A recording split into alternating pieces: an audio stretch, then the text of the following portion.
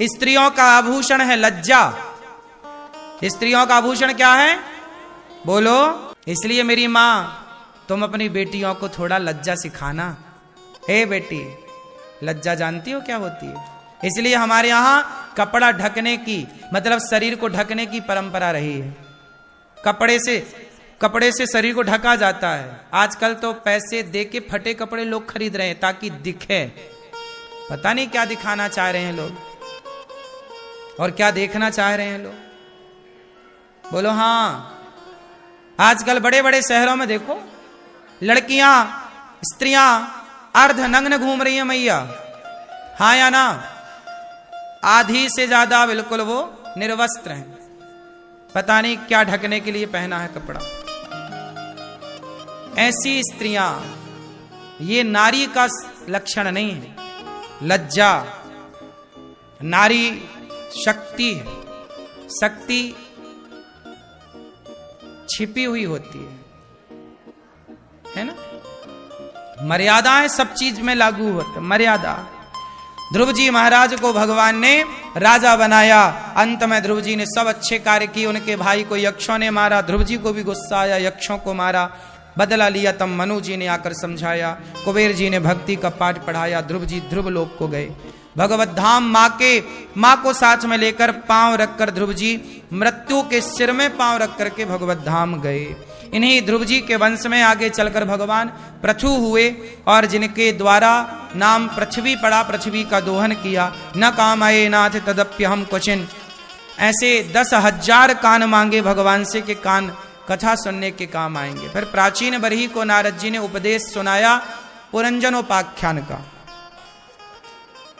इसलिए कहता हूं कि आप मरते समय अपने मन को भगवान से जोड़िए, क्योंकि पुरंजन नाम का एक आदमी था, मरते समय स्त्री का चिंतन करने लग गया।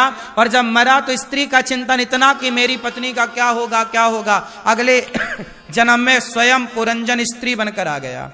यदि मैं स्त्री का चिंतन करते मरूंगा तो मैं अगले जन्म में स्त्री हो जाऊंगा। इससे सिद्ध होता है कि मैया आप लोग पिछले जन्म में पुरुष थी।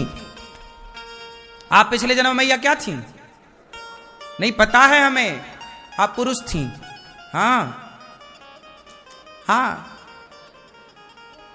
सारी स्त्रियां लगभग जितनी यहां बैठी हो ना मैया, आप सब पिछले जन्म में पुरुष थी। अधिकांश, सब नहीं, मतलब 90% मान लो।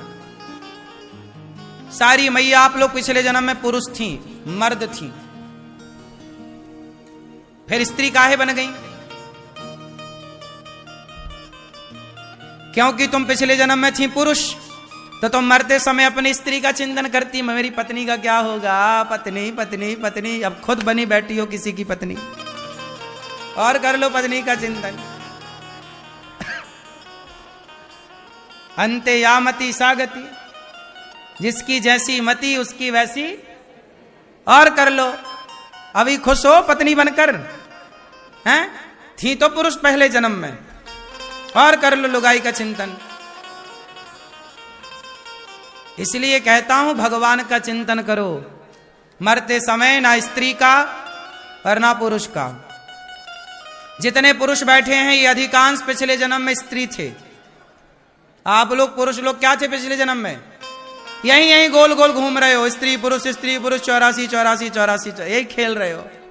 यही जन्म लिया मर गए। पुनरपि जननम पुनरपि मरणम पुनरपि जननी जठरे शयनम, जन्म मृत्यु जन्म, यही चल रहा चक्र। अब जैसे आप लोग आज स्त्री बनी हो ना, तो आप लोग मरोगी तो किसका, मेरे पति का क्या होगा। पति अगले जन्म में खोला जाओगी पति बनकर, फिर पुरुष बनोगी, फिर स्त्री बनोगी, फिर ऐसे ही क्रम चलता लगभग। और कोई कामना हो गई तो वो बन गए।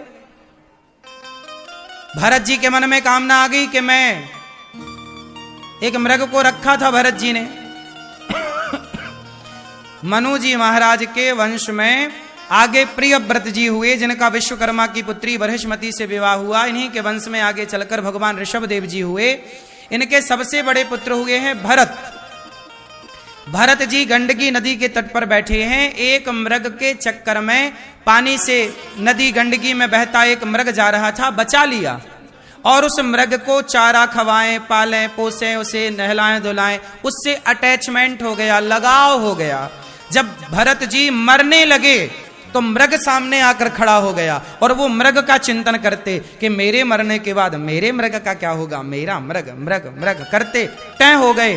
और जब वो मरे तो उन्हें यमराज जी ने कहा मृग का चिंतन करते आए हैं इसलिए आपको मृग बनना पड़ेगा। क्या बनना पड़ेगा? क्या बने फिर वो मृग बने। ऐसे ही है। तो मैया आप लोग अगले जन्म में क्या बनोगी? पुरुष। पुरुष तो बन चुकी हो।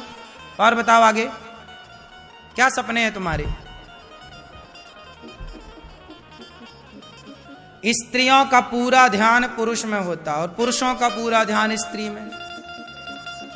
अच्छा ये बताओ आपसे प्यार कौन करता है? हैं? बेटा का पति नहीं करता हैं? कहां पति आपके? बताऊंगा मैं आपकी पति से। डर नहीं है क्या पति का? बिल्कुल निडर है।